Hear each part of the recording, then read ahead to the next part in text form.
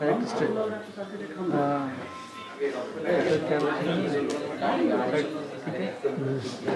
Audio वगैरह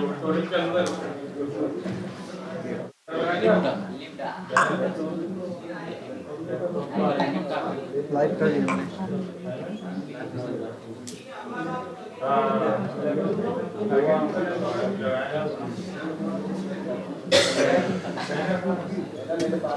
आकाश नहीं पीछे नहीं यहीं बैठो यार पीछे हाँ खड़ा था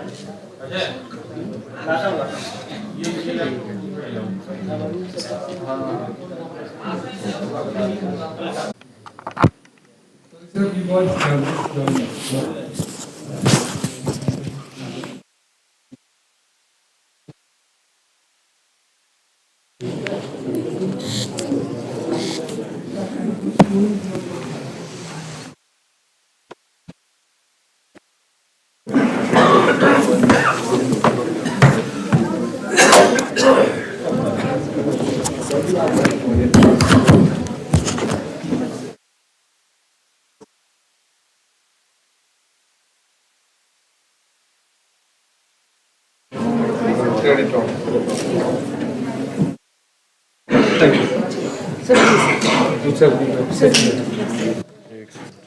Namaste.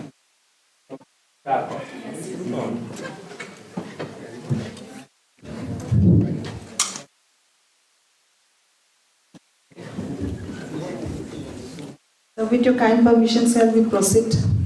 Thank you, sir. Honorable dignitaries, faculty members and dear students, good morning and a warm welcome to our guest, Dr. Kadambot, Siddique.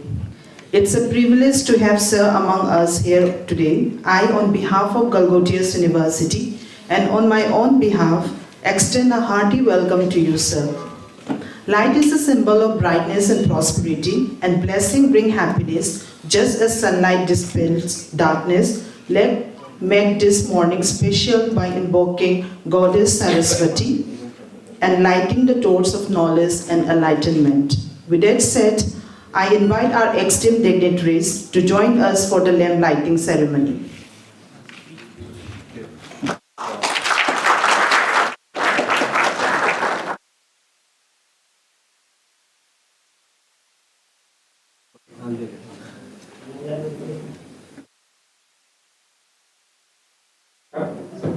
And I request everyone to be please stand up.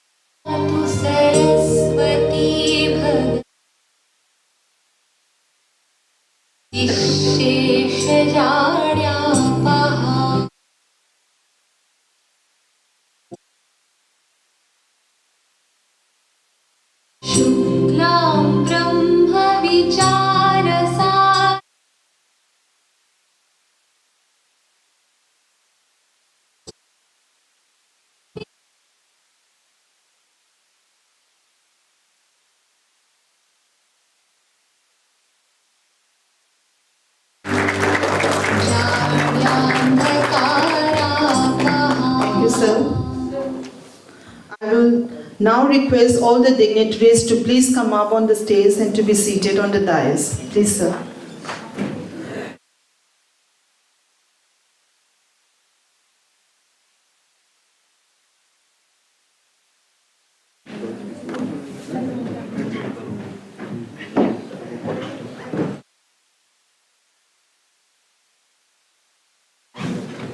बैठ जाओ बच्चे बैठो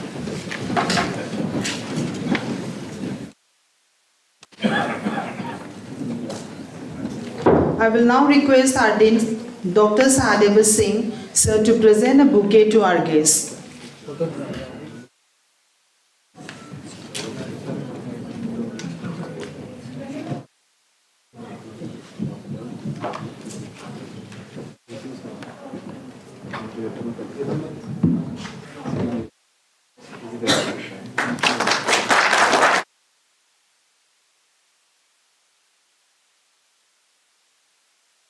Sir, to commence the program, I would like to invite Professor Sahadev Singh, the Dean, School of Agriculture, to deliver the welcome address. Over to you, sir, please.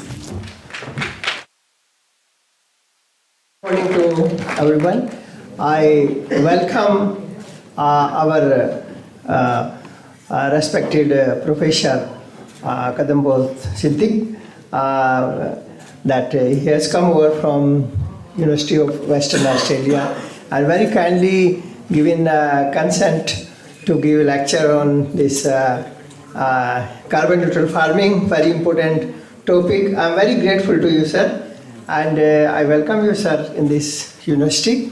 And this university, our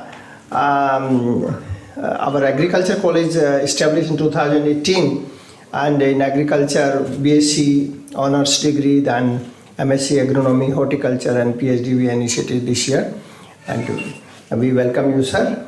And the topic also you have indicated, you have chosen is very important, and our students will understand a lot and will gain a lot.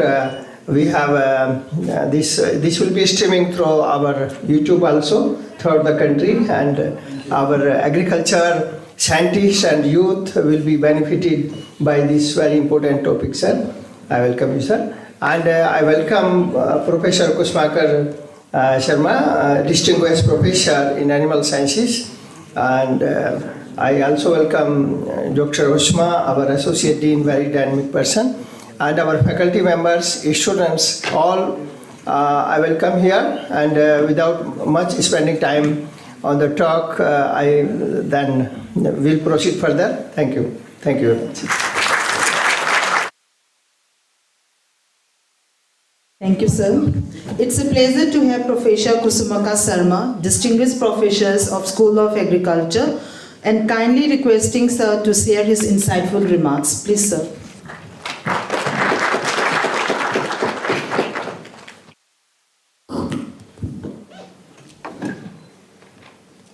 Our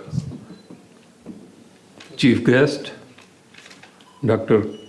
Professor Kadambot Siddique sahab, esteemed Dean of the school, Professor Sahadev Singh, Associate Dean Dr. Ujma, dear faculty colleagues, students. In fact, I'm feeling very delighted, to welcome Professor Siddique. The way he has developed himself professionally after graduating from Kerala Agriculture University, and later on he did his master's degree from IARI, and then he moved to Australia after serving some of the international agencies. The topic is very exciting and very timely. In fact, in India, from his home state, Kerala, in fact, they have taken a clue from this. They have started the carbon neutral farming just recently in 2016 in district Wayanad. Government of India is also pushing, you see, in various forms, sometimes organic farming, and then now the buzzword is natural farming. See, still we are awaiting many scientific evidences. Indians go more by emotion than sometimes the scientific truth. So I hope Professor Siddique's talk will enlighten us where we stand. Challenges are many. You see, at the one side, we have to produce more for 9.5 billion likely population in the year 2050. So we will add more than 2 billion to our population. And our natural resources, naturally, they are at decline throughout the world. And then the food has to be affordable, which is one of the criticism of the organic farming. We are producing less, and the affordability is limited to the elite class. Everybody cannot afford it. But at the same time, we should not forget that we are among the top 5 emitters of carbon dioxide and methane. So this is the need. In fact, we have to make a compromise between the way of conventional farming, scientific farming, you call it, which is resource intensive, and also the new developments which are taking place. So without coming in the way of the learned speaker and you, I heartily welcome again Professor Kadambot and request him to deliver his lecture.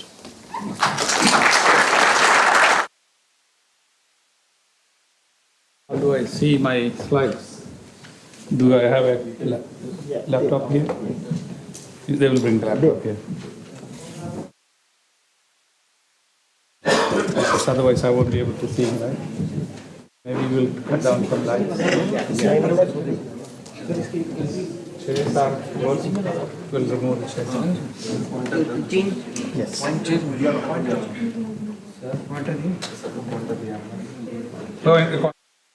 But how do I see my slides? I have to look here, or You just copy from. or can you bring the computer here? No. How?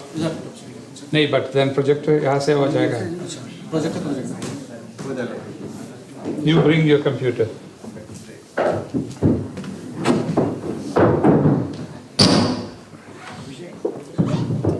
Maybe able to see it. I'm not sure.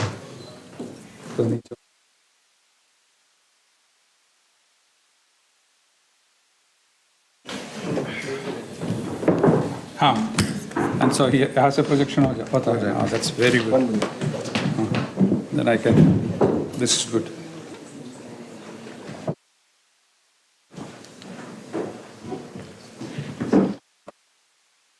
Oh, very good.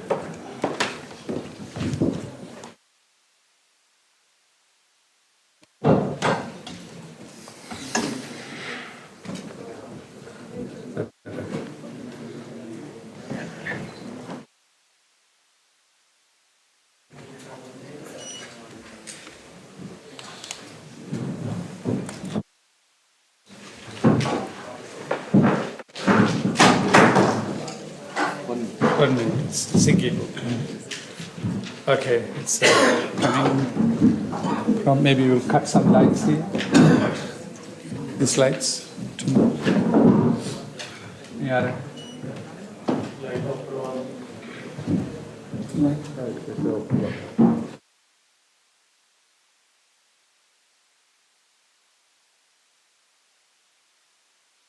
Can you see it or no? Yes, sir. For me, it's hard from there, but it's clear. Maybe that light we can. Yeah, it's good. It's coming on both screens now. All right. Good morning, namaskar. And Professor Singh, Professor Sharma, and Dr. Usman, and of course, particularly the students. I get excited when I see young students. So we'll be having an exciting.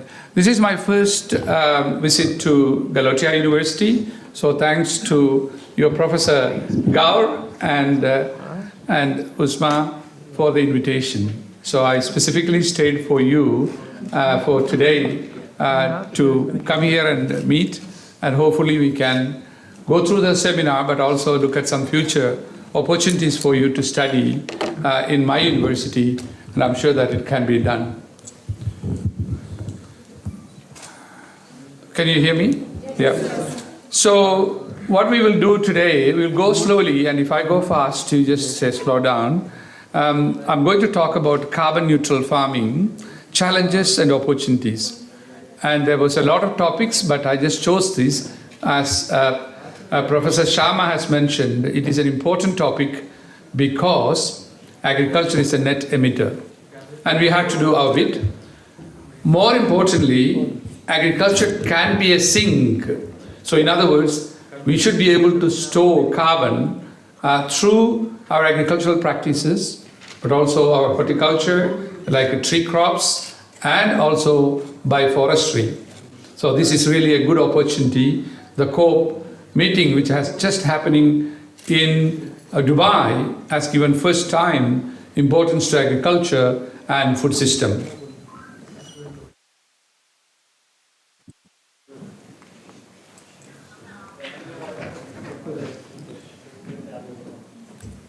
Not moving.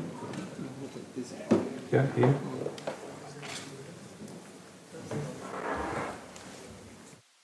No?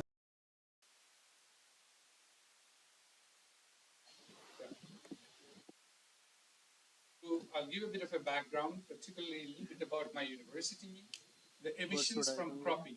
What is the emissions going on?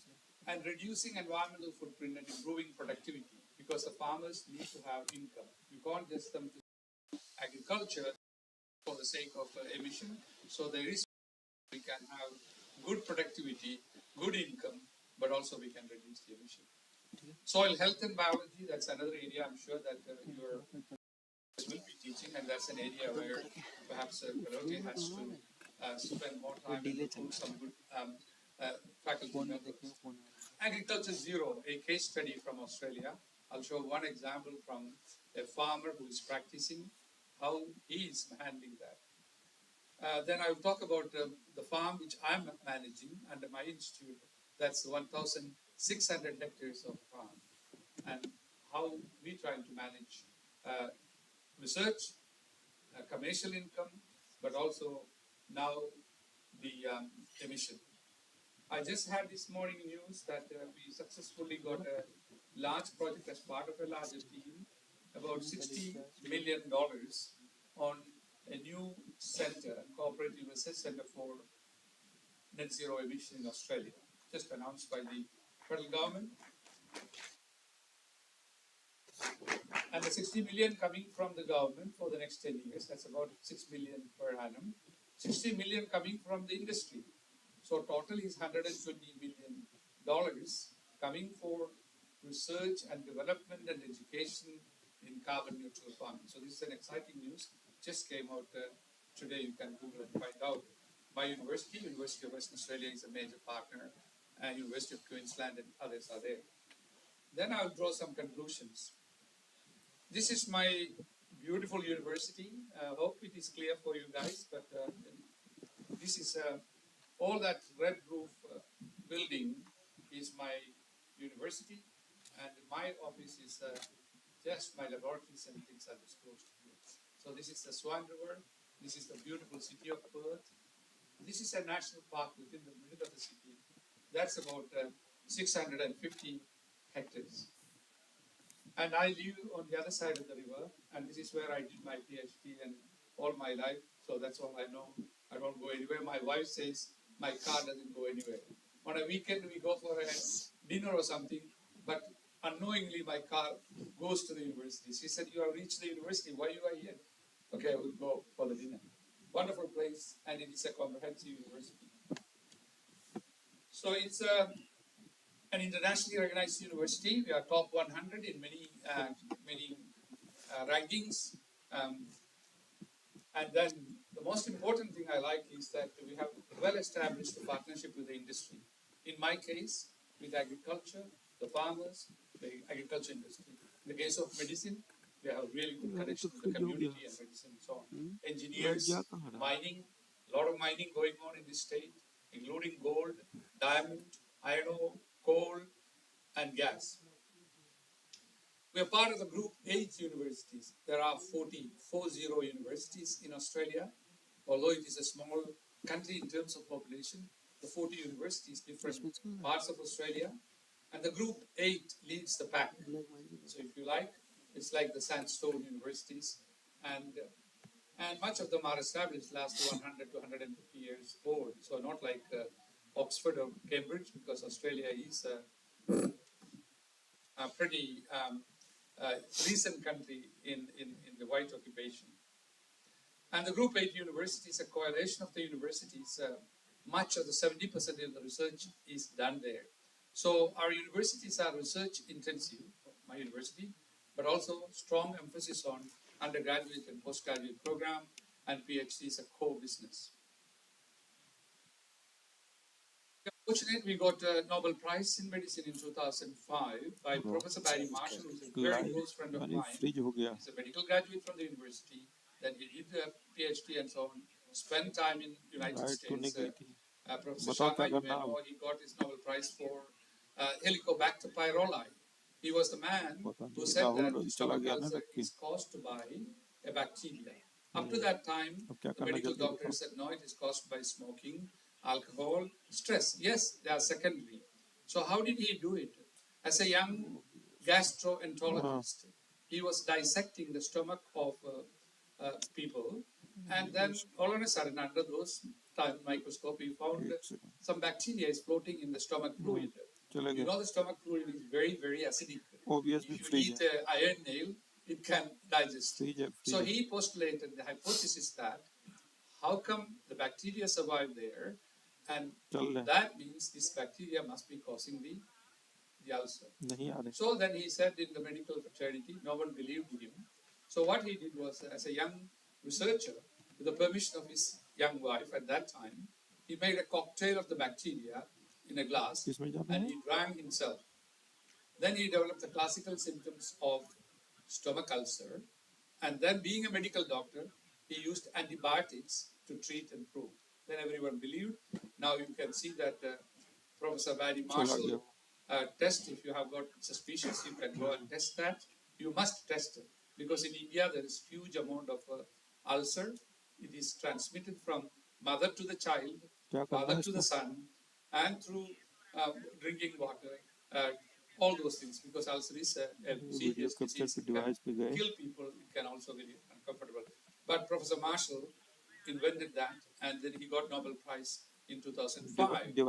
But 2 points I want to make. Of course, he travels with me many parts of the world, but he hasn't been to India with me.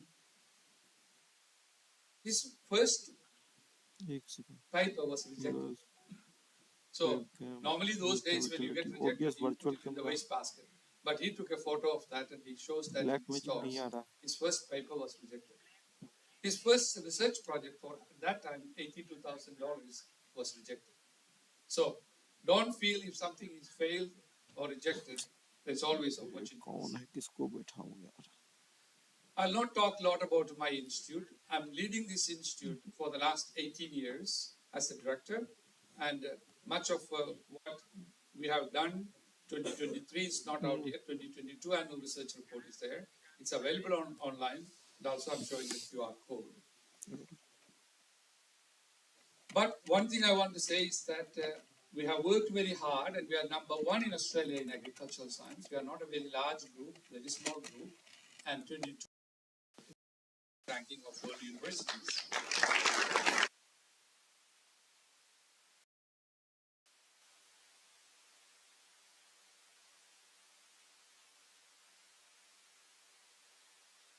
Papers, the fellowships and things of the teachers and staff, the income you bring it in. So it's purely based on metrics, not on survey. So the message is that you don't need to be a big university. If you have got the right faculty, the right students, right environment, you can aspire for top 1 in the country or elsewhere. Now we are moving into the topic, the greenhouse gas emission. So I have shown 2 examples. One is New Zealand emission and the other one is global emission. I'm just showing New Zealand. I'll come back to Australia later. Then.